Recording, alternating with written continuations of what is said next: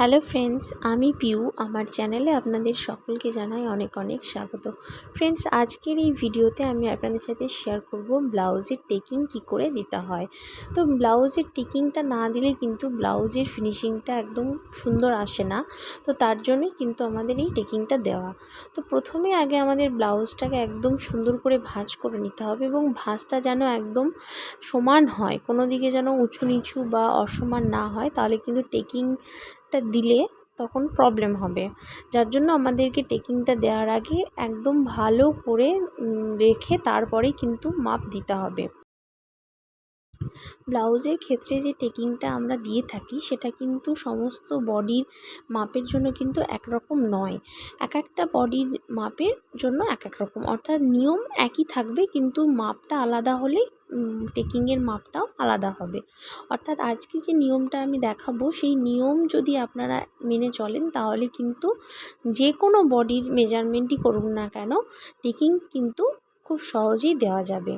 তো প্রথমেই আগে আমাদের কোমরের মাপটা দিয়ে নিতে হবে। কোমরের মাপের সঙ্গে থাকবে, তার সঙ্গে থাকবে টেকিংয়ের জন্য এক্সট্রা মাপ, তারও সঙ্গে থাকবে হচ্ছে যে আমরা এক্সট্রা কাপড় রেখে দিই ব্লাউজের জন্য। ব্লাউজে পরবর্তীতে যাতে ফিটিংস করা যায় সেই জন্য আমরা এক্সট্রা কাপড় রেখে দিই। তো তার জন্য আমাদেরকে এখানে 1.5 ইঞ্চি নিতে হবে। তো প্রথমে আমার কোমরের মাপ হচ্ছে 7.5। তো এটাকে আমি অর্ধেক করে নিলাম এবং অর্ধেক করে নেওয়ার পর যে মিডিল পয়েন্টটা বেরোলো সেটাই হচ্ছে আমার মেন মাপ টেকিং দেওয়ার জন্য। আরও একবার আমি বলি যে আমার যে মেন মাপটা হয়েছে শুধুমাত্র মেন মাপ থেকে আমি দাগ দেব। ওদিকে আমার যে টেকিংয়ের জন্য মাপ নিয়েছি সেখান থেকে কিন্তু আমি ধরবো না। মেন মাপ যেটা আমি নিয়েছি সেখান থেকেই কিন্তু আমি ইঞ্চি টেপটা রাখবো। অর্থাৎ মেন মাপ হচ্ছে আমার 7.5 কোমরের, সেই 7.5 থেকেই কিন্তু আমি ধরে যে আমার মিডিল পয়েন্টটা বেরোবে সেখানেই কিন্তু আমি টেকিংয়ের জন্য মার্ক করে নেব। এটাই হচ্ছে আমার টেকিংয়ের জন্য মাপ। একই নিয়ম আপনার কোমরের যত মাপই হোক না কেন, বড় ছোট যাই হোক না কেন, একই নিয়মেই করবেন, দেখবেন টেকিংটা একদম পারফেক্ট হবে। এবং যেখানে আমি দাগ দিয়েছি চকে সেখানে এরকম কাঁচির সাহায্যে আমি কেটে নিয়েছি, যার ফলে কী হবে, দুই দিকের টেকিংটাই কি সমান হবে। এবার এখানে আমি টেকিংটা কতটা দেব, কতটা ইঞ্চিতে দেব, 4 ইঞ্চি, 5 ইঞ্চি, 6 ইঞ্চি বিভিন্ন হতে পারে। তো অত আমার দেওয়ার দরকার নেই। এখানে আমার কিন্তু লেন্থ অনুযায়ী হবে, অর্থাৎ গলাটা কত বড় হবে তার উপর ডিপেন্ড করেই কিন্তু আমাদের টেকিংয়ের মাপটা দেওয়া হয়। এটা যদি কলার তোলা বা এয়ারোস্টেজ ব্লাউজ হতো তাহলে কিন্তু টেকিংটা আমি 5 ইঞ্চিতে রাখতাম, কিন্তু এটা যেহেতু একটা ডিপ গলা তাই এখানে 4 ইঞ্চ পর্যন্ত রাখলেই চলবে। এবার এর থেকেও যদি বড় গলা হয় তাহলে সেখানে আমার 3.5 ইঞ্চ রাখলেও চলবে। তো এটা যেহেতু একটা চৌকো গলা, খুব বেশি ডিপ নয়, মিডিয়াম ডিপ, তো তার জন্য আমি এখানে 4 ইঞ্চ পর্যন্ত নিয়েছি। এবং প্রথমে কি করবেন, প্রথমে এরকম একটা স্ট্রেট লাইন টেনে নেবেন। স্ট্রেট লাইন টেনে নেওয়ার পর ঠিক সেই লাইন বরাবর আপনাকে সেলাই দিয়ে নিতে হবে। এবং এই সেলাইটা দিয়ে নেওয়ার ফলে কী হবে, যে এটা তো লাইনিং দেওয়া আছে ব্লাউজে, যার জন্য কী হবে, সেলাই করার সময় লাইনিংটা সরে যাবে না এবং সেলাইটা একদম পারফেক্ট হবে। তো তার জন্য আমি এখানে মেশিনে প্রথমে একটা সেলাই দিয়ে নিচ্ছি এবং সেই সেলাইটা দিয়ে নেওয়ার পরেই কিন্তু আমি মেন টেকিংটা দেব।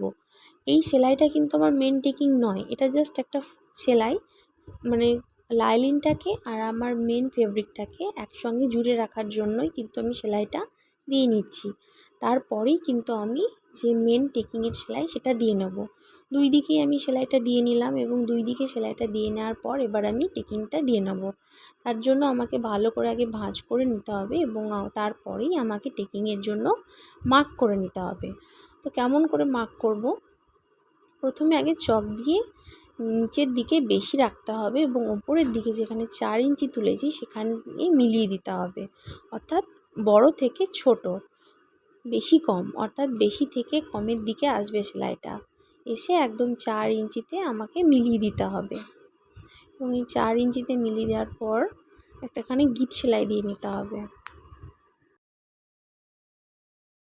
তো একই রকমভাবে অপর সাইডেও যে ব্লাউজের টেকিংটা দেওয়ার আছে সেটাও আমি ঠিক দিয়ে নেবো, একদম 4 ইঞ্চিতেই আমি দিয়ে নেব এবং দেওয়ার সময় কিন্তু একদম মাথায় রাখতে হবে যেন ওটা 4 ইঞ্চিতেই সেলাইটা দেওয়া হয়। ছোট বড় হয়ে গেলে কিন্তু দেখতে একদম খারাপ লাগবে, কারণ দুই দিকে যদি সমান না হয় তাহলে তো দেখতে বাজে লাগবে। কারণ একদিকে 4 একদিকে 4.5 এরকম হয়ে গেলে দেখতে খারাপ লাগবে। তাই দুই দিকেই যেন একদম সমান হয় সেদিকে কিন্তু একদম লক্ষ্য রাখতে হবে। আমার টেকিং দেওয়াটা একদম কমপ্লিট। তো টেকিং দেওয়ার এই যে ভিডিওটা আজকে আমি আপনাদের সাথে শেয়ার করলাম, ভিডিওটি কেমন হয়েছে আমাকে অবশ্যই কমেন্টে লিখে জানাবেন। আর কারো অন্য কোনো প্রবলেম থাকলেও সেটি আমাকে কমেন্টে লিখে জানাবেন। আর আমার চ্যানেলটিকে অবশ্যই সাবস্ক্রাইব করে রাখবেন। ধন্যবাদ।